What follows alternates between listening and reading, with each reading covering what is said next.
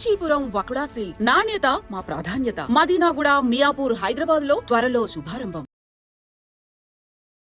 Mukunda jewellers లో gratitude sale flat 50% of on value added offer అన్ని branches కి వర్తిస్తుంది.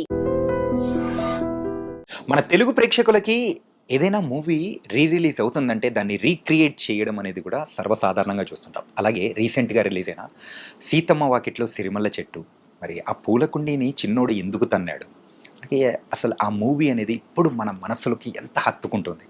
సాంగ్స్ కానీ అండ్ ఆ డైరెక్టర్ ఎంత స్పెషల్గా మారిపోయారు. ఆయనే శ్రీకాంత్ అడ్డాల గారు. ఇప్పుడు మనతో పాటు మన ఐ డ్రీమ్ స్టూడియోలో మీ చాణక్యతో మరి శ్రీకాంత్ అడ్డాల గారు కూడా ఉన్నారు. మరి అయితే బోల్డ్ అయిన విషయాలు అండ్ ఫ్యూచర్ ప్రాజెక్ట్స్ ఏంటనేది కూడా ఆయన అడిగి తెలుసుకున్నాం. Hi sir. హాయ్ అండి. తనకైతే థియేటర్స్లో అందరి చేత పూలకుండీలు తన్నిచ్చేలా చేస్తూ ఉన్నారు అండ్ ఫోన్లో ఎరా అంటే ఎరా అనిపించేలా చేస్తున్నారు. మళ్ళీ ఒక 12-13 years బ్యాక్ తీసుకెళ్ళి ఆ గోల్డెన్ మెమరీస్ని కూడా రీకలెక్ట్ అయ్యేలా చేస్తున్నారు. ఎలా అనిపిస్తుంది? ఖచ్చితంగా చాలా సంతోషంగా ఉంటుంది కదండి. ఎందుకంటే ఎప్పుడు కూడా మనం చేసింది ఒకటి కొన్ని సంవత్సరాల తర్వాత మన జీవితంలో చాలా అలాగే మెమరీల కింద ఉండిపోతాయి. అచీవ్మెంట్స్ ఏమో ఇంకా బాగా గుర్తుండిపోతాయి. అది మళ్ళీ రిపీట్ అవుతుంటే ఇంకా అసలు ఆనందం వేరేగా ఉంటుంది కదా. సో చాలా బాగా అనిపిస్తుంది అండి. మూవీ రిలీజ్ అయిన దాంతో కంపేర్ చేసుకుంటే రిలీజ్కి ప్రేక్షకులు వాళ్ళ దగ్గర నుంచి వస్తూ ఉన్న ఆ ఒక ఫేమ్ కానీ అండ్ పీపుల్ తీసుకుంటున్న రిసీవింగ్, ఆ లవ్, ఆ సీన్ రీకన్స్ట్రక్షన్ చేయడం కానీ సో ఆ రీల్స్లో చూస్తుంటే సరదాగా అనిపించింది. చాలా అండి. అంటే ఇప్పుడు రిలీజ్ ట్రెండ్ ఒకటి బాగుంది ఈ స్టేట్లో కానీ ఏ స్టేట్లో అయినా, ఇది బాగుంది అంతా. సో ఇంకోటి ఏంటంటే ఈ సినిమాకి అప్పట్లో ఉన్న వాళ్ళంతా మేబీ ఇప్పుడు కరెక్ట్గా ఓ 24-25 వచ్చి ఉంటారు. ఎందుకంటే థియేటర్లో నేను చూశాను, విశ్వనాథ్ థియేటర్కి వెళ్ళి చూశానండి, మల్లికార్జున థియేటర్ కూడా. ఓకే. వెళ్ళి చూసినప్పుడు అందరూ యూత్గానే ఉన్నారు. సో వీళ్ళు అప్పుడు చాలా చిన్నపిల్లలు అయి ఉంటారు కదా. సో ఆ మిడిల్ క్లాస్ తాలూకు ఏదైతే ఉంటుందో ఆ స్ట్రగుల్ అందులోంచి పుట్టిన సినిమా కదండి. సో అందరికీ కనెక్ట్ అయింది. అది ఇప్పుడు బాగా అర్థమవుతుంది. సో దాంతో డైలాగ్ టు డైలాగ్ కూడా చెప్తుంటే నాకు చాలా బాగా అనిపించింది. Dialogue to dialogue, scene to scene ఏ ఒక్కటి వదలట్లేదు. అంటే మన తెలుగు సినీ ఇండస్ట్రీకే ఎప్పటికీ మర్చిపోలేని ఒక క్లాసిక్ అనేది కూడా ఇచ్చారు. అంటే ఎప్పటికీ మర్చిపోలేని క్లాసిక్ అంటే చాలా ఉన్నాయండి. చాలా ఉన్నాయన్న. కాకపోతే ఏంటంటే ఇప్పుడున్న జనరేషన్ వాళ్ళు ఒక క్లాసిక్గా గుర్తుపెట్టుకునే వాటిల్లో సో ఇది ఈ మూవీ, అది కూడా మీ సెకండ్ మూవీ. జర్నీ అసలు ఎట్లా స్టార్ట్ అయింది? ఆ స్టోరీ ఒక మెయిన్ మోటో ఏంటి దాని వెనకాల? యాక్చువల్గా అండి కొత్త బంగారు లోకం తర్వాత ఈ సినిమా అని అనుకోలేదండి. ఓకే. వేరే చాలా ఐడియాస్ ఉంటాయి కదా, ఏ ఐడియా చేద్దాం ఎలా చేద్దాం అని అనుకుంటా ఉన్నాను అనమాట. కానీ తర్వాత సంక్రాంతికి ఇంటికి వెళ్తున్నాను, కరెక్ట్గా దుర్గుడి దాడుతున్నాను. అప్పుడు మార్తాండ వెంకటేష్ గారి నుంచి ఫోన్ వచ్చింది. ఓకే. ఇలాగా నాగార్జున గారికి ఏదైనా కథ ఉందా అని. అంటే ఇప్పుడు సడన్గా ఏదో నేను ఏంటంటే వరుణ్ సందేశ్ ఇలాగా ఓ 16 ఏళ్ళు 17 ఏళ్ళు అలాంటి ఒక సినిమా చేశాను, టీనేజ్ మూవీ. సడన్గా నాగార్జున గారు అనేసరికి అంటే ఇప్పుడు డైరెక్టర్గా అన్నీ చేయాలి. ఇప్పుడు ఆ టైంలో మనం రెడీగా ఉన్నామా లేదా అనేది ఒకటి ఉంటుంది కదా పాయింట్. చెప్తాను సార్ అని అప్పటికి ఫోన్ పెట్టేసిన తర్వాత ఆ జర్నీలో ఆలోచించుకుంటున్నాను. ఇప్పుడు నిజంగా ఆపర్చునిటీ వస్తే ఇప్పుడు ఈయనకి ఎలాంటి కథ చెప్పాలి ఏంటి అని. చాలా క్యాజువల్గా అన్నతమ్ములు కాదని చెప్పి అంతకుముందు ఫ్రెండ్స్ తోటి అంటా ఉండేవాడు అండి. ఇప్పుడు మా ఇంట్లో జరిగేది లేదా వేరే అందరిలోనూ ఒక ఫీలింగ్ ఉంటుంది కదా, అది బేస్ చేసుకుని ఏదైనా చేస్తే బాగుంటుంది అని ఒక ఆలోచన అంతే, అందుకని మించింది ఏమీ లేదండి. అలాంటిది ఏమైనా చేద్దామా పోనీ అని అనుకుంటా ఉన్నాను. 2 రోజుల్లోనే మరి బ్యాక్ వచ్చానండి. వచ్చి నాగార్జున గారిని కలిస్తే మల్టీ స్టార్ అని ఒక పాయింట్ ఉంది సార్, ఇంకా దాన్ని డెవలప్ చేయలేదు, 2 కావాల్సి వస్తారు సార్ అని చెప్పేది అన్న. ఆయన సరే చూద్దాం అన్నారు. ఎందుకంటే అప్పటికి ఇంకా నేను కథ చెప్పే పొజిషన్లో లేను కాబట్టి. ఓకే. కరెక్ట్గా 3వ రోజుకి మళ్ళీ ఇదే మార్తాండ వెంకటేష్ గారు సురేష్ బాబు గారు పిలుస్తున్నారు. ఒకసారి వెంకటేష్ గారు సినిమా అని అంటున్నారు అని అన్నారండి. అంటే మేబీ ఈ ఫ్యామిలీ మూవీ అనే ఆలోచన అక్కడికి ఏమైనా వెళ్ళిందో నాకు తెలియదు. ఓకే. అప్పుడు అక్కడికి వెళ్తే 2 ఉన్నారండి, సురేష్ బాబు గారు ఉన్నారు, వెంకటేష్ గారు. ముందు కొత్త బంగాళ గురించి బాగా తీసావు అది అని చెప్పారు. తర్వాత ఏదైనా కథ ఉంటే చెప్పు మనం చేద్దాం అది అంటే అప్పుడు సేమ్ ఇలాగే 2 ఉంటే బాగుంటుందండి, అన్నతమ్ములు కదా అనుకుంటున్నాను అని ఆ లైన్ చెప్పాను సార్. ఇది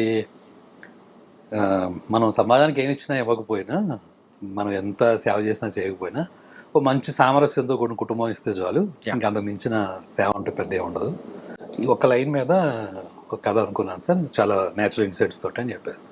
అది బాగుంది కదా అని, సరే చేయి దీని మీద డెవలప్ చేసుకుని చేద్దాం ఖచ్చితంగా అన్నారు. ఇప్పుడు కూడా అండి మనిషికి ప్రోత్సాహం అంటే అడుగుడికి ఉత్సాహం వచ్చేస్తుంది. అంతేనా? అంతే కదండి, వెరీ థింక్ కదా. సో దాంతో నాకు చాలా బాగా అనిపించింది. వెంటనే దిల్రాజు గారు కంట్రీ క్లబ్ ఏదో ఉంటుంది సార్ సికింద్రాబాద్ దగ్గర, అక్కడి నుంచి కాల్ వచ్చిందండి, ఒకసారి ట్రై అని చెప్పి. అంటే మరి నేను ఆయనకి చెప్పలే, అంటే ఇక్కడ చెప్పకుండా ముందే సురేష్ బాబుకి చెప్పారు. మార్తాండి వెంకటేష్ గారు రమ్మంటే నేను వెళ్ళాను. అసలు ఎంత జరుగుతుందో అనుకోలేదు కదా. నేను రెండో సినిమా మళ్ళీ రాజు గారికే చేయాలి. ఓకే. సో ఆయన దగ్గరికి వెళ్తే ఏంటి లేదు సార్ అసలు ఇది ఏదో అనుకోకుండా జరిగింది, బట్ నేను అక్కడ చెప్పానండి సురేష్ బాబు గారికి, సార్ రెండో సినిమా నేను ఆయనకే చేయాలి అని కూడా చెప్పాను. అది పెద్ద విషయం కాదు, బట్ నువ్వు కథ బాగా చేయి, ఏదో పాయింట్ బాగానే ఉందా అన్నారు. అదే ఆయనకి షేర్ చేశాను. ఆ రోజు అలాగా నిజం చెప్పాలంటే అది వెంకటేష్ గారి వల్ల దానికి ఏమంటారు ఒక అంకురార్పణ. కానీ సార్ ఫస్ట్ రాజు గారికి అంటే ఇద్దరు హీరోస్, అది కూడా పెద్ద హీరోస్ కావాలి అని అన్నప్పుడు అరే అవునా వద్దు వద్దు అని చెప్పేసి అన్న సందర్భం ఏదో ఉందని మేము విన్నాం. ఇది నిజమా? అంటే ఒక లెవెల్కి వెళ్ళిన తర్వాత ఈ డెవలప్ చేసేదంతా మళ్ళీ నెక్స్ట్ వర్షన్ చెప్తాం కదండి. అప్పుడు వెంకటేష్ గారికి మళ్ళీ చెప్పినప్పుడు ఆయన అన్నారండి, ఇది ఏదో చిన్నగా తీసుకుంటే కాదు, గుండం కథలాగే చేస్తేనే బాగుంటుంది, పెద్ద హీరోలు అయితేనే బాగుంటుంది. ఇప్పుడు నేను నాతో పాటు ఓ పవన్ కళ్యాణ్ లేకపోతే ఒక ఇలాగా అని ఆయన నోట్ అంటేనే 2-3 పేర్లు వచ్చినాయి. నా పరిస్థితి ఎలా ఉంది తెలుసా మీకు? చెప్పండి సార్. అంటే మనం ఎప్పుడు ఊహించిన పేర్లన్నీ వస్తున్నాయి. That is one thing. రెండోది దానికి తగ్గట్టుగా చేయాలన్నా కలిసి ఉంటుంది కదా ఆటోమేటిక్గా. సో ఆ విషయం నేను రాజు గారికి చెప్పాను. ఓకే, ఇలాగ వెంకటేష్ గారు కూడా చెప్తున్నారండి. సో మనం దానికి తగ్గట్టుగానే నేను సినిమాలో ఉందండి, ఆ విషయం ఉంది, దాందే ఉంది, నిలబడుతుంది ఖచ్చితంగాను చేద్దామని. అంటే అప్పుడు కుదురుతుందో లేదో, ఎందుకంటే చాలా క్లాషెస్ ఉంటాయి కదండి ఇంకా సాధారణంగా బిలీఫ్ సిస్టమ్స్లో. కానీ సార్ మీరు ఆ మూవీ ఇద్దరు స్టార్స్తో తీయక ముందు కంపేర్ చేసుకుంటుంటే ఒక 10-15 ఇయర్స్ ముందు వరకు కూడా ఒక ఇద్దరు స్టార్స్ కలిపి చేసిన మూవీస్ చాలా అంటే రేర్. ఏదో క్యామియో ఇచ్చేసి వెళ్ళిపోవడం అనేది చూస్తాం తప్ప అది ఇద్దరు స్టార్స్ ఉండి చేయడం అంటే అప్పట్లో పెద్ద హాట్ టాపిక్ అనేది కూడా నడిచింది. మీ మీద కూడా ఒక స్పెక్యులేషన్ అనేది కూడా ఊహించని అంటే రీతిలో పెరిగిపోయే ఉంటుంది కదా ఆ సిచ్యువేషన్ హ్యాండిల్ చేయడం, అది కూడా సెకండ్ మూవీకే. అంటే అది ఎప్పుడు ఆ ధైర్యం వచ్చిందంటే మహేష్ బాబు గారు ఎప్పుడైతే వచ్చారో నాకు అసలు చాలా ధైర్యం వస్తుంది. ఎందుకంటే ఆయనతోటి సినిమా చేసిన అనుభవం వాళ్ళు చెప్పాలండి. ఓకే, వాళ్ళకు తెలుస్తుందండి అని అంతా ఎలాగా చూసుకుంటారో, ఎలాంటి బలాన్ని ఇస్తారు అనేది. So that's sir. ఏం చెప్పిచ్చారు సార్ మహేష్ బాబు గారిని? ఏం చెప్పారు ఇది అది అది చాలా విచిత్రంగా జరిగిందండి. మళ్ళీ రాజుగారి దూకుడు సెట్కి తీసుకెళ్లారు. మహేష్ బాబు గారికి చెప్పాను అని చెప్పేసి నాకు ఇంకా బాగా అనిపించింది అండి. ఓకే, ఎందుకంటే ఆ కథ ఊహించుకోవడంలో వెంకటేష్ గారు మహేష్ బాబు గారు బాగుంటుంది అని చాలా కాన్ఫిడెంట్గా వెళ్ళాను. చాలా 15 minutes చెప్పానండి అంతే. ఓకే, చిన్నగానే చెప్పారండి. ఈ సినిమా ఏంటో విచిత్రంగా అందరికీ కొద్దిగా చెప్పడం ద్వారానే ఓకే అవుతూ వెళ్ళిపోయింది. అంటే కంప్లీట్ స్టోరీ అసలు అంటే కంప్లీట్ స్టోరీ లేదని కాదు, అంటే ఫస్ట్ చెప్పేటప్పుడైనా కానీ అంటే ఆయన కూడా 15 minutes చెప్పారండి. ఇలా అన్నతమ్ములు మధ్యలో ఉన్న బాండ్ ఏంటి, మెయిన్ కాన్ఫ్లిక్ట్ అండి. అది బాగా నచ్చిందండి మహేష్ బాబు గారికి. అంటే అది ఏదో చాలా పెద్ద విషయంగా ఉండదండి, అది లోపల ఉండే విషయం అది. దాన్ని అప్పుడు ఎప్పుడైనా ఎవరైనా ఎలా చూసుకుంటారు ఒక ఆర్టిస్ట్గా ఆయన, ఓకే ఈ పర్ఫార్మెన్స్ స్కోప్ ఏంటి, ఇది చాలా డిఫరెంట్గా ఉంటుంది అని ఒక పాయింట్ ఉంటుంది కదండి. ఇప్పుడు విలన్ అనేది లేకపోతే కాన్ఫ్లిక్ట్ అనేది బయట పెద్ద బాంబులతో చేసేది ఉంటుంది, గుండెల్లో డైనమైట్లు పగిలేది ఉంటుంది. రెండు ఒకటేనండి. ఆడియన్కి ఏదైతే అది కనెక్ట్ అవుతుందో దాంట్లో వెళ్తారండి. సో ఆ నమ్మకంతో మనం ఉన్నప్పుడు ఏ కథైనా మనం డీల్ చేయొచ్చండి. ఓకే, సో అంతే. అదే కొన్నిసార్లు వర్కౌట్ అయిందా లేదనేది దానికి 100 కారణాలు ఉంటాయి. బట్ బేసికల్గా ఒక కథ అనుకుంటే రాసేటప్పుడు ఆడియన్ పాయింట్ ఆఫ్ వ్యూ అయితే కనుక తనకి ఏ కాన్ఫ్లిక్ట్ అయినా తన దాంట్లోకి వెళ్తారండి, మనం కరెక్ట్గా చెప్పగలిగితే కనుక అది కూడా ఈక్వల్గా ఫీల్ అవుతారు. సీతమ్మ వాకిట్లో సిరిమల్ల చెట్టు అసలు ఆ టైటిల్ పెట్టాలని ఎలా అనిపించింది సార్? ఏంటంటే అస్సలు ఇప్పటి వరకు ఎక్కడా వినంది అండ్ అంటే ఏదైనా కానీ ఒక వాక్యంలా ఉండేదాన్ని మీరు అది ఒక టైటిల్లా మీరు సెట్ చేసేసారు. ఇది ఎలా ఉందంటే నాకు రిలీజ్కి ఎలాగైతే ఉందో అలాగా ఇంటర్వ్యూస్ ఏమైనా ఉంటే అప్పుడు ఇచ్చిన ఇంటర్వ్యూలో ఏ క్వశ్చన్ అడుగుంటారు కదా, ఏంటంటే సార్ ఇంకా విషయాలు చెప్పాలంటే అదే మూవీ ఇప్పుడు గనక రిలీజ్ అయితే ఇప్పుడు ప్రతి మూవీకి ఈచ్ అండ్ ఎవ్రీ డీటెయిలింగ్ తీసుకొని దాన్ని డీకోడ్ చేస్తున్నారు. ఆ డీకోడ్ చేసిన క్వశ్చన్స్ ఇంకా ఉన్నాయి అన్నమాట. అది ఇంకా అడుగుతాం సార్. క్వశ్చన్ పేపర్ బాగానే ఉంది అయితే. ఉంది సార్. ఏంటంటే ఇది ఒక్కడి క్వశ్చన్ పేపర్ కాదు సార్, కలెక్టివ్ గా తీసుకున్న క్వశ్చన్స్. Right right. యా. అలాగే మీరు స్టోరీ రాసుకునేటప్పుడు యూజువల్ గా అసలు క్యారెక్టర్స్ నేమ్స్ అనుకుని ఒకటి రాసుకోవడం అనే స్టైల్ ఒకటి ఉంటుంది. కాకపోతే ఇందులో పెద్దోడు చిన్నోడు క్యారెక్టర్ పేర్లు ఏంటి అసలు? అది నేను కావాలనే చేసిందండి. అది పేర్లు పెట్టకపోతేనే బెటరు. ఎందుకంటే ఎవరైనా ఐడెంటిఫై చేసుకునేలా ఉంటే బెటర్. ఏదో ఒక పర్టికులర్ పేరు పెడితే ఆ పేరులాగా ఉండే అవకాశం ఉంటుంది. బట్ ఇది అది ఇందులో చాలా మందికి పేర్లు ఉండవండి.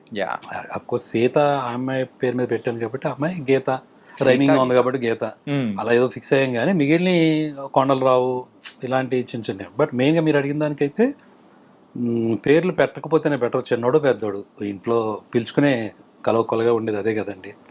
సో అది యూనివర్సల్గా ఉంటుంది అని అలా అనిపించి చేసిందండి. మంచోడంటే ఇప్పటికీ ఎప్పటికీ రేలంగి మామయ్య అని డిసైడ్ అయిపోయేలా చేశారు. అసలు ఆ క్యారెక్టరైజేషన్ ప్రకాష్ రాజ్ గారిని సెట్ చేయాలని ఎలా అనిపించింది సార్? అంటే ముందు రాసుకున్న టైంలో నాకు ఈ కొత్త బంగారులోకం చేసినప్పుడే ఆయనతోటి ఒక బాండింగ్ ఉంటుంది. అలాగే బొమ్మరిల్లు ఫాదర్ ఆ టైంలో ఇంకా ఆయన ఒక మెయిన్గా కనపడుతున్నారు. ఏది రాసుకున్నా ఆయన మైండ్లోకి ఆటోమేటిక్గా వస్తున్నారు. సరే చేయించడం అనేటప్పటికి నిజానికి ఆయనకు కూడా కష్టమే. ఆయన ఆడియో ఫంక్షన్ కూడా అప్పుడు చెప్పారు. ఎందుకంటే అప్పటి వరకు ఒకలాంటి క్యారెక్టర్స్ చేశారు. ఇదేంటంటే మొత్తం అసలు ముందు నేను అన్నాను కూడా ఆయన, సరే ఈ కథ రాయాలంటే ముందు నేను మంచోడై ఉండాలి, చేయాలంటే మీరు ముందు మంచోడై ఉండాలి. ఎందుకంటే ఆయనకి కొంచెం సెట్లో ఆయన కొంచెం స్ట్రిక్ట్గా ఉండడం, లేకపోతే ఏదైనా కోపం వస్తే ఇమీడియట్గా ఎక్స్ప్రెస్ చేయడం అవన్నీ నేను చూశానండి. సో బట్ ఈ సినిమాకి ఏంటంటే నిజంగానే చాలా శాంతంగా ఎక్కడ పడితే అక్కడ అలా కూర్చొని అలా చేసుకుంటూ వచ్చారు. అదే ఆ క్యారెక్టర్కి ఆయన ఇచ్చిన విలువ, దాన్ని ఆయన తీసుకున్న విధానం. బేసికల్గా ఏంటంటే ఆ క్యారెక్టర్లో ఉన్న డెప్తేనండి. అంటే నమ్మాలి. ఇప్పుడు సాధారణంగా ఏంటంటే మనం లోకంలో 100 రకాల ప్రాబ్లమ్స్ ఉంటాయి అందరికీ. మనలోనే చాలా ఇంటర్నల్ డీమాన్స్ ఉంటాయి, మన వికారాలు అంటాం కదా. బోల్ 100 రకాల శత్రువులు ఉంటాయి మన లోపలే ఉంటాయి. అవన్నీ దాటి ప్రవర్తించడం అనేది కదా మనం చేసే పని. రోజు ప్రతి ఒక్కరు చేసే ఎక్సర్సైజ్ ఇదే. వాళ్ళు ఎదుర్కొనే ప్రాబ్లమ్స్ దగ్గర ప్రతిసారి మళ్ళీ ఆ టైప్ని ఎంత ప్రాబ్లం ఉన్నా మళ్ళీ మనల్ని మనం చూసుకోవడం మొదలు పెడుతూ ఉంటాం. బట్ ఈ అన్నిటికీ ఒక సొల్యూషన్గా చెప్పాలి అంటే బేసికల్గా మనిషి అంటే మంచోడు కదా లోపల. ప్రతి ఒక్కడ ఇప్పుడు తపన ఏంటండి, మనం చెడ్డగా కనిపించినా లేకపోతే మనం ఒక తెలియకుండా మిస్టేక్ చేసినా మళ్ళీ దాన్ని రికవర్ చేసుకుందానే ట్రై చేస్తూ ఉంటాం కదా. లైఫ్ అంతా జరుగుతూ ఉంటుంది కదా ఈ ప్రాసెస్. దట్ మీన్స్ మనిషి అంటే ఖచ్చితంగా మంచోడు అయితేనే ఆ పని చేస్తూ ఉంటాడు. పైగా అందరూ భగవంతు స్వరూపులు అన్నప్పుడు మంచోడు కాకుండా ఎందుకు అవుతాడు? సరే ఆ డెప్త్కి వెళ్ళి చూసినోడు ఎవడో చంద్రుడు ఎవడో అంటే మనకి దగ్గర ఆన్సర్స్ ఉండవు, అదంతా వేరే సబ్జెక్ట్ అది. బట్ వన్ బిలీవ్స్ అంటే నేను నమ్మాను అంటే అప్పుడు నేను మంచిగా ఉంటే ఆ టైం మంచితనం కూడా బయటకు వస్తుంది అనేది ఆ క్యారెక్టర్ నమ్మిన విషయం అనమాట. అంటే దీనికి సంబంధించి కూడా మీరు క్లైమాక్స్లో ప్రకాష్ రాజ్ గారితో ఒకటి చెప్పిస్తారు. ఏంటంటే ఇక్కడ ఉన్నాడు పేదోడై ఉంటాడు, డబ్బులు ఉన్నోడై ఉంటాడు, చిన్నోడై ఉంటాడు, పెద్దోడై ఉంటాడు, కానీ నేను మంచోడిని దేవుడా, మాత్రం నన్ను కాపాడు దేవుడా అని చెప్పేసి అది చెప్పిస్తారు. అదే ఒక్కసారిగా గుండెల్లో ఎట్లా అంటే సార్ దీనికి ఒక చిన్న ఫ్లాష్ బ్యాక్ ఉందండి ఈ డైలాగ్ రాయటానికి. నా ఫ్రెండ్ ఉంటాడు ప్రతాప్ అని, నాకు బాగా క్లోజ్ ఫ్రెండ్స్ మా ఊర్లో చాలామంది ఉంటారండి. అందులో బద్రి అని, నెక్స్ట్ మన ప్రతాప్ అని ఉంటాడు. తను నేను తిరుపతి వెళ్ళేవాడిని కరెక్ట్గా ఈ సినిమాకి స్క్రిప్ట్ రాసుకుంటున్నప్పుడు. తిరుపతి వెళ్తే తిరుపతి దర్శనం అయిపోద్ది కదండి. దర్శనం అయిపోయిన తర్వాత అక్కడ పైన కూడా దండం పెట్టుకుంటాం, లక్ష్మీదేవి ఉండి. ఈ పక్కన వచ్చి కూర్చుంటే, ఇక్కడ కూర్చుంటే ఇందిరాగాంధీ, ఇక్కడ దండం పెట్టుకుంటేనే ప్రైమ్ మినిస్టర్ అయిందని వాళ్ళు ఎవరో చెప్తున్నారు అక్కడ. ఇలాంటి ఉంటాయి ఆయన గుడి దగ్గర చిన్న సెంటిమెంట్స్. మనం సరే మరీ ప్రైమ్ మినిస్టర్ కాకపోయినా ఏదో అవుతామని చెప్పి ఆ ప్లేస్ లో చోట అక్కడ రూపాయి బిల్లు కూడా నించో పెడతా ఉంటారు. మీరు తిరుపతి వెళ్తే అందరికి తెలిసి ఉంటాయి. ఆ ప్లేస్ లో ఎందుకో చాలాసేపు ఎక్కువసేపు కూర్చున్నాను బయటకు రాకుండా. ఇంకా ఆ దృష్టి ఏమైందంటే ఈ లోపలికి వచ్చి దర్శనం చేసుకునే వాళ్ళ మీద పడింది. సో ఆ ఎంట్రన్స్ కనపడుతుంది మనకి. అక్కడి నుంచి లోపలికి ఎంటర్ అవుతారు. ఇంక ఏ దర్శనం వాళ్ళు అయినా సరే ఒక చోట ఏకమైపోతారు. అవును సార్ కదండి. అక్కడ ఓ ప్లేస్ ఉంటుంది, అక్కడ మొత్తం గోపురం దగ్గర మొత్తం అందరినీ కలిపేస్తారు. కలిపేసి ఇప్పుడు ఇలా లోపలికి ఇలాగ ఎంటర్ అయ్యి చాలా క్రౌడ్ ఉంటుంది కదండి. అలా తిరిగి లోపలికి వచ్చి కొంచెం ఎత్తు ఉంటుంది మనం వెంకటేశ్వర స్వామి దగ్గరికి వెళ్ళేటప్పుడు ఆ చెక్కతోటి. సో ఇలా వచ్చి ఇలా తిరుగుతారు. ఇక్కడ దేవుడు ఉన్నాడు అనుకోండి, అలా వచ్చి ఇలా తిరుగుతారు. కరెక్ట్ గా మెట్టు ఎక్కుతున్నారు సార్ ప్రతి ఒక్కళ్ళను. ఆటోమేటిక్ చేతులు లేచిపోతున్నాయి అందరూ. ఓకేనా, గోవిందా గోవిందా అంట. సో మళ్ళీ వెనక్కి తిరిగి చూస్తే మళ్ళీ అలాగే అప్పుడు వచ్చిన ఆలోచన అండి. అందులో డబ్బున్నవాడు ఉంటాడు, పేదవాడు ఉంటాడు, ఒక డాక్టర్ ఉంటాడు, కలెక్టర్ ఉంటాడు. ఇక్కడ అందరూ వచ్చారు, దందాపుని ఏంటారు అంటే భగవంతుడి ముందు బాబోయ్ కాపాడు అని చెప్పి నేను మంచోడిని నా వెనక ఒకసారి చూడు. అప్పుడు నేను మా ప్రతాప్ తోటి అన్నాను, క్లైమాక్స్ ఇదేరా, అదేంటంటే ఎలా డీల్ చేయాలి, ఎందుకు అతను నవ్వగలుగుతున్నాడు ప్రతి ఒక్కరిని చూసి, అంత కాన్ఫిడెంట్గా ఎలాగా చేయగలుగుతాడు అంటే అతను నమ్మాలి, ఏదో ఒకటి నమ్మాలంటే దానికి ఒక హేతు ఉండాలి. సో ఇది వర్కౌట్ అయిపోద్ది. సో రాసేచ్చాడు, ఇలాగ ఏం పర్లేదు, మనిషి అంటే మంచోడు. మీకు ఒక విషయం తెలుసండి, ఈ సినిమా అయిపోయిన తర్వాత విజయవాడ బస్ స్టాండ్లోను నాకు బుక్స్ దొరుకుతాయండి ఒక చోట. ఓకే, అక్కడికి వెళ్ళాడు. ఈ సినిమా రిలీజ్ అయ్యి 6వ నెల 7వ నెల అనుకుంటా, అప్పటికి చాలా కాలం అయింది. నుంచుని ఆ బస్ కోసం నుంచుంటాను, మా ర్యాలింగ్ వెళ్తాను, మా ఊరు వెళ్ళటానికి. ఒక ఆయన వచ్చాడండి, ఏమండి మీరు సీతమాటలో డైరెక్టర్ కదా? అవునండి. ఏమండి మనిషి అంటే మంచోడు అలా డైలాగ్ రాయకండి సార్, మనిషి అంటే దొంగనా కొడుకండి. ఎందుకు సార్? ఏమో ఆయన ప్రెస్టేషన్ ఏంటో. ఓకే, ఇక్కడ బాగా డైలాగ్ ఇప్పుడు రాయకండి సార్, నాకేమో నవ్వొచ్చింది. సో అవన్నీ ఉంటాయండి కామన్గా ఉండే విషయాలు. బట్ మనం నమ్మింది ఆ పాయింట్ దగ్గర అయితే నేను ఆ క్యారెక్టర్కి డిసైడ్ చేసి రాయిచ్చి ఏం పర్లేదండి. అందులో సిరివెన్నెల సీతారామ శాస్త్రి గారు రాసిన సాంగ్, మరి దాని వెనకలో కూడా ఒక చిన్న స్టోరీ ఉందని కూడా మీరు ఇంతకుముందు అన్నారు.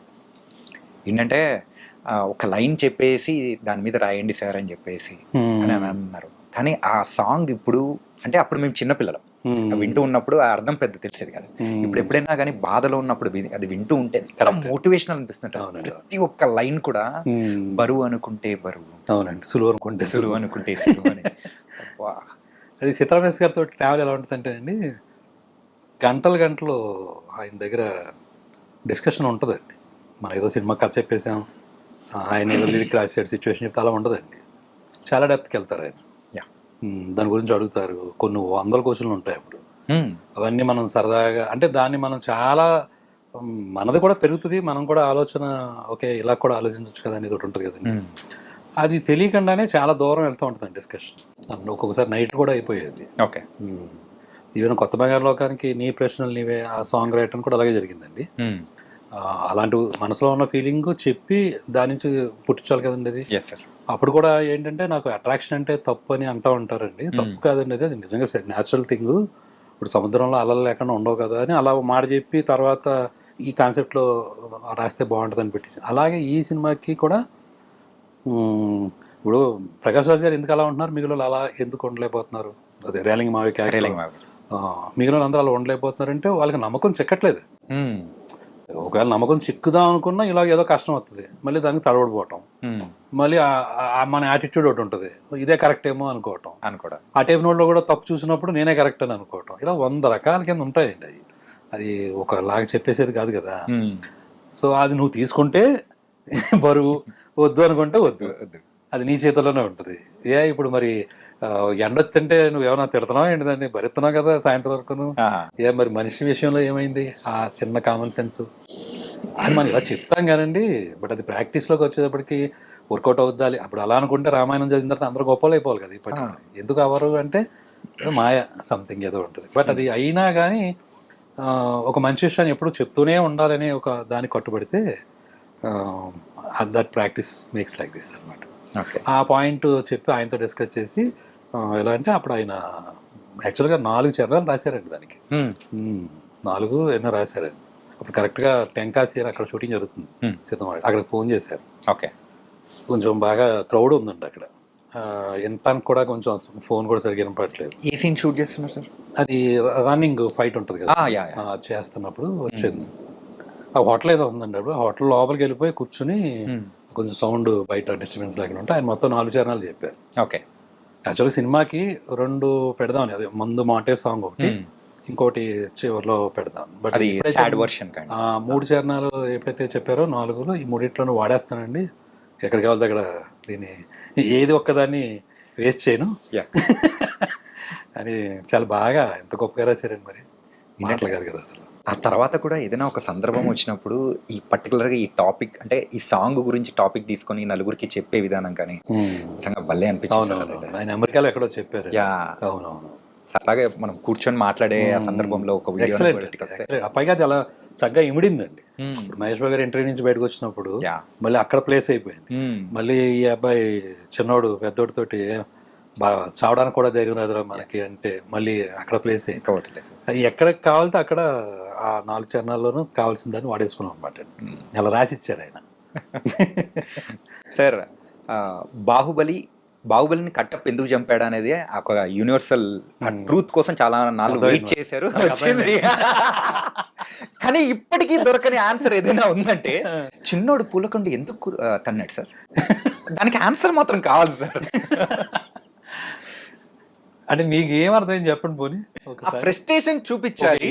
ఓకే చెప్పండి. నోటి బి సిడి ఆప్షన్స్ కాదు సార్, ఏంటంటే యాజ్ ఏ మేకర్ గా మీ మైండ్ లో ఒక ఆలోచన ఉంటుంది ఏంటంటే కరెక్ట్ గా అక్కడ పూలకొండి పెట్టండి దాన్ని తనేసుకుంటూ వెళ్ళిపోతాడులే అని మీరు అట్లేముండదు. కానీ దాని వెనకాల ఏదో ఒక పరమార్థం అనేది ఉంటుంది. మేము ఆలోచించడం అంతవరకు ఆలోచిస్తాం, అయితే మీరు దాని వెనకాల మాత్రం ఏదో ఒక ఇంటెన్షన్ పెట్టుకుని రాస్తుంటారు. వాడికి ఎంత ఇష్టం అండి ఆ అబ్బాయి పెద్దోడంటే? చాలా ఇష్టం, చాలా ఇష్టం కదా. అసలు తట్టుకోలేడు యాక్చువల్గా. నిజంగా ఇక్కడ ఇందులో ఏంటంటే పెద్దోడి మీద కోపం ఉంటుంది, ఎందుకంటే వాడు ఆ కసి లేదు, గెలవాలన్న ఇది ఉండాలి కదా, ఇవి ఉంటాయి కదండి ఇంకా రకరకాల ఐడియాలజీస్. కోపం ఉంది కానీ దానికి మించిన ఇష్టం ప్రేమ కూడా ఉంటుందండి. ఒకవేళ కోపం వస్తే ఎక్కడ చూపించుకుంటాడో దాన్ని దాచుకునే హోల్డ్ చేసుకునే అంత ఇది లేదు. ఏ వస్తుంటే అందుకనే అంతకుముందు డైనింగ్ టేబుల్ మీద కూడా గ్లాస్ కొడతాడు. సో మనకి ఇష్టమైన వాళ్ళ మీద బాగా క్లాషెస్ వస్తున్నప్పుడు హోల్డ్ చేసుకుంటాం అంటే ఒక లిమిట్ వరకు ఓకే, కానీ ఒక స్థాయి దాటింది అనుకోండి దాన్ని ఎవరి మీద చూపించాలో తెలియక గొప్ప బయటకు వస్తూ ఉంటుంది. అది యాక్చువల్గా వాళ్ళని అవమానించినట్టే వాళ్ళు తీసుకుంటే కనుక. కానీ అది అవమానం అలాంటిది కాదు కదా. కోపం, బాధ వచ్చింది, బాధ విపరీతమైన ఇది వచ్చింది. ఎందుకంటే అక్కడ పక్కన చెల్లెలు పెళ్ళి, అది ఎవరిదో కాదు మన ఇంట్లోదే. అంటే నిజంగానే అవమానించాడు. అవమానం చాలా దారుణంగా ఉంది. ఓకేనా, అది కాదని లేని విషయం. బట్ వీడికి తెలియదు ఆ విషయం, అది ఎందుకు అంత బాధపడుతున్నాడు అనేది. ఒక లెవెల్ వరకే తిను తీసుకుంటున్నాడు. ఒకవేళ ఎవరైనా అన్నారా అని కూడా అడుగుతాడు. అంటే మటుకి నువ్వేనా పిగేస్తాడు, వెళ్ళి నాటకాలు వేసుకో అంటాడు. సో నాటకాలు అనేది తిన ఎక్క నేచర్ కాబట్టి అది వచ్చేసరికి మీదకి ఆ బాణం కోపం వచ్చింది. ఇవన్నీ బ్లాస్ట్ అవ్వాలి అంటే ఓకేనా. సో అక్కడ ఏదో ఒక వస్తువు మైండ్ ఆటోమేటిక్గా అక్కడ పోలకొండి ఉంది, ఒక తొందరనేది దాన్ని. ఎలా తీసుకుంటాడు దాన్ని ఏమన్నా కాకుండా అనుకోవచ్చు సార్. అంటే ఎంత కోపం ఉందా అడిగిన ఏదైనా 100 అనుకుంటాడు కదా. అందుకని తర్వాత తల అడుగుతాడు, ఎందుకు దాన్ని ఎవరా నువ్వు పోలకొండి క్లైమాక్స్ లో, అదే సెకండ్ హాఫ్ బిగినింగ్ లో. సో ఇప్పుడు అది నీ మీద కోపంతో అది కాదు కదా, నేనే తట్టుకోలేని విషయం, అది హోల్డ్ చేసుకోలేని ఒక ఎమోషన్ అండి సార్. యాక్చువల్గా ఈ సిచ్యువేషన్స్లో మనం ఎందుకున్నాం, ఇలాంటి సిచ్యువేషన్స్లో ఎందుకు నలుగుతున్నాం మనం? ఎవరూ చెడ్డోళం కాదు, పోనీ వచ్చిన ప్రాబ్లమ్స్ ఏమన్నా పెద్ద ప్రాబ్లమ్స్ కూడా కాదు, కానీ ఏంటి నలుగుడు? ఓకేనా, ఏమీ హెల్ప్లెస్ సిచ్యువేషన్స్. మనుషులను అయితే మనం మార్చలేము, ఆడన్న మాట మనకి దిగుతుంది, దీనివల్ల మనకి క్లాషెస్ వస్తున్నాయి, మన అందమైన ఒక విషయం చెడిపోతుంది. ఓ పక్కన మనకి జాబులు, ఓ పక్కన బయట ఎన్నిట్లోనూ మళ్ళీ ఇవి ఒకటి. ఎలాగరా బాబు ఇదంతా అనే ఒక ఏదైతే ఉందో దానికి సింబాలిక్గా కోపం బయట పడితే ఉండేది అది అనమాట. సో పూలకొండ అంటే అందంగా ఉంటుంది కదా, ఇదంతా అనడం అనమాట. దీనివల్ల కదా ఇంత స్టోరీ ఉందన్నమాట. అంటే వచ్చింది అలా ఆటోమేటిక్గా మీరు అడిగానని. ఓ అంటే ఇప్పుడు క్రియేట్ చేసి చెప్పింది సార్, అది చెప్తున్నాను సార్. అంటే మీ అన్నగారితో అలా రిలేషన్ ఏమన్నా ఉండిందా బాగా? ఉంటుందండి మన. అంటే అదే ఇక్కడ మీరు ఇక్కడ రిప్లికేట్ చేశారనుకోవచ్చా? అంటే యాస్టీజ్ ఉండకపోవచ్చు అండి, బట్ ఇన్స్పిరేషన్ అయితే ఖచ్చితంగా ఉంటుంది కదండి. మీరు కూడా పూలకొండి అన్నారా? లేదు. అన్నయ్య మీద ఫ్రస్ట్రేషన్ ఎలా చూపించాలని అంటే మిడిల్ క్లాస్లో ఉంటుందండి ఇది. మిడిల్ క్లాస్ ఫ్యామిలీస్లో ఈ జాబ్స్ సెటిల్ అవ్వకుండా ఒక టైం వస్తుందండి. దానికి కారణం కూడా ఏముండదండి, అలా ప్రయత్నం లేదా అంటే ప్రయత్నాలు కూడా ఉంటాయి. ఒక్కొక్కసారి కలిసి రాకపోవడం ఉంటుంది, ఒక్కొక్కసారి సిచ్యువేషన్స్ మారిపోతూ ఉంటాయి. ఇప్పుడు పెద్ద ఆయన ఏమైనా జాబ్ చేయను అన్నాడా, అక్కడ ఏదో సిచ్యువేషన్ వచ్చింది, నువ్వు గుడ్ మార్నింగ్ కూడా చెప్పు, లేదా అది చెప్పు ఇది చెప్పు అని ఏదో అలాంటి ఒక చిన్న ఫీలింగ్ దగ్గర వచ్చాడు మానేసి. మళ్ళీ అతనే రమ్మంటాడు, అది వేరే విషయం. కాకపోతే ఏమవుతుందంటే ఆ తాత్కాలికమైన ఆవేశాల దగ్గర మనకి విషయాలు డిలే అవుతున్నప్పుడు అక్కడతో అక్కడ కొంచెం ఫ్రస్ట్రేషన్స్లోకి వెళ్ళే అవకాశాలు ఉంటాయి. అంతే కథ అది యాక్చువల్గా. అందుకని చాలామంది అంటూ ఉంటుంటే అసలు దాంట్లో కథే ఉండదు, మూమెంట్స్ ఉంటాయి, moments, lot of emotion. Lot of emotions ఉంటాయి. ఇలాగా నాకు సురేష్ బాబు గారే అన్నారండి ఈ మాట. నాకు అంతకుముందు తెలియదు, నేను ఆయన కథ చెప్పినప్పుడు చెప్పారండి, ఇది కథగా చూడకూడదు, ఇది స్లైస్ ఆఫ్ లైఫ్. యా, ఆ మూమెంట్స్ నువ్వు అన్నీ పట్టుకొచ్చి అక్కడ పెడితే దీనికి మళ్ళీ సొల్యూషన్ కూడా ఉండదు, ఆ ప్రాక్టీస్ అనే ఒక పాయింట్లో వెళ్ళిపోద్ది అది. సో ఆ ఎండింగ్ కూడా మనం ఇవ్వలేము, బట్ ఫీలింగ్ అది గట్టిగా తగులుతుంది.